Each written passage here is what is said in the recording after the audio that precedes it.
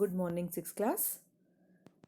So beta, in this video I am going to explain you chapter number 14, which is a poem.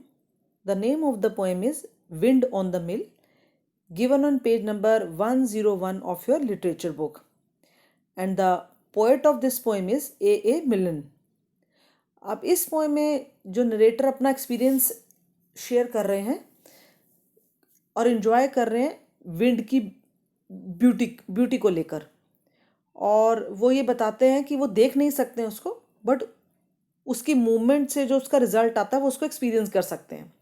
सो इस poem को आप देख सकते हैं फाइव पार्ट्स में डिवाइड किया है. Stanza 1, 2, 3, 4 and 5. So I will be explaining you each stanza. Now coming to stanza number 1, no one can tell me, nobody knows where the wind comes from, where the wind goes. Now in this stanza the child is focusing on the wind and found that there was no clear answers about it. अब हमें poet क्या कह रहा है कि कोई नहीं बता सकता, ना ही किसी को मालूम है कि विंड आती कहाँ से है और विंड जाती कहाँ को है. Stanza 2, it's flying from somewhere as fast as it can. I couldn't keep up with it, not if I ran. Now in this stanza, the reader's attention transfers from wind to the thing that is flying. Just like the wind that travels from somewhere and to somewhere the kite is flying, the child is trying to be in the same position, but he can't even if he ran. अब इसमें poet क्या समझा रहा है कि ये कहीं से उड़ती चली आ रही है और जितना फास्ट उड़ सकती उतना उड़ रही है. ये अभी किसके बारे में बात करते हैं, थर्ड स्टैंजा में पता लगेगा आपको. वो कह रहे हैं कि वो जैसे विंड ट्रेवल करती है ना, पता नहीं लगता कहाँ से आ रही, ऐसे वो भी पता नहीं कहाँ से आई है और इतनी उसकी स्पीड तेज है कि वो दौड़े भी तो पकड़ नहीं सकता उसको. Third stanza, but if I stopped holding the string of my kite it would blow with the wind for a day and a night. Now in this third stanza the speaker has indeed been chasing a kite. हमने बोला ना किसको chess कर रहा है, वो kite को पकड़ने की कोशिश कर रहा है. But it is not as completely out of his reach as it seemed. He still has a hold of the string. It is difficult for him to hold on to because he is having to put a lot of strength to keep his kite in sight.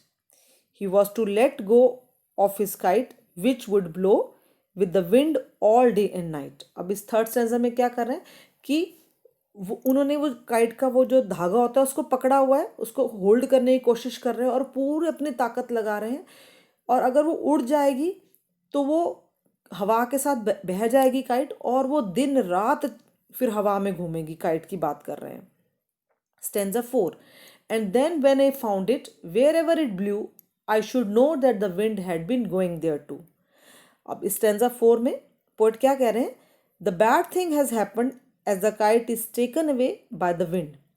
As it is his loss, it would be revealed to him where the wind is going to. So here he got the answer of the question asked in stanza 1.